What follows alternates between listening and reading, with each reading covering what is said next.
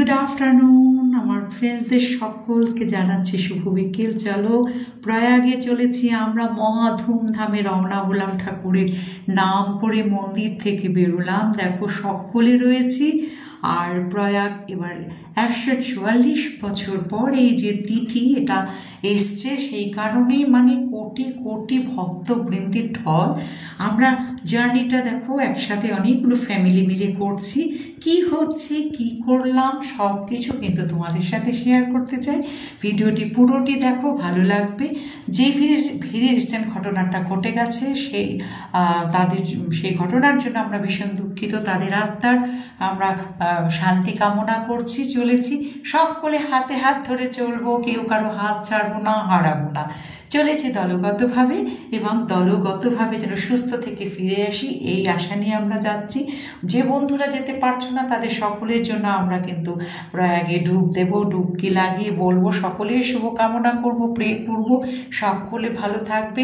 তো এই ভিডিওটি কেমন লাগলো? প্রয়াগরাজে আমরা যাচ্ছি, সেখানে অমৃত স্নানে আমরা যোগদান করব। তারপর নানান জায়গা ঘুরে ঘুরে ঘুরে কিন্তু ভিডিওগুলো আমি তোমাদেরকে সেন্ড করব, শেয়ার করব। তোমরা কিন্তু অবশ্যই দেখবে, ভালো লাগলে লাইক শেয়ার কমেন্ট করবে। আমরা অনেকগুলো পরিবার মিলে কিন্তু একত্রিত হয়ে গেছিলাম। দেখো পিক আপ ভ্যানের মধ্যে কিন্তু ত্রিপলটা নিয়ে এইভাবে অনেকে গেছেন। তাই এই অমৃত যোগটাকে কিন্তু কেউ হাতছাড়া করতে চাইছেন না বন্ধুরা। তো যারা যেতে পারোনি সেই বন্ধুদের জন্য কিন্তু আমি অবশ্যই আমি প্রার্থনা করব। দেখো তোমরা সবাই ভালো থেকো, আমরাও যেন ভালোভাবে ঘুরে আসতে পারি এই শুভ কামনা করো। আমরাও কিন্তু মন্দির থেকে যাত্রা শুরু করেছিলাম, রাধা গোবিন্দ মন্দিরে পুজো দিয়ে সেখানে ভোগ গ্রহণ করে তবেই কিন্তু আমরা রওনা হয়েছি। আর অনেক দিনের ব্যাপার সেহেতু তোমাদের কিন্তু আমাদের জন্য প্রে করা একদম দরকার। তোমরা সেটা করো বন্ধুরা।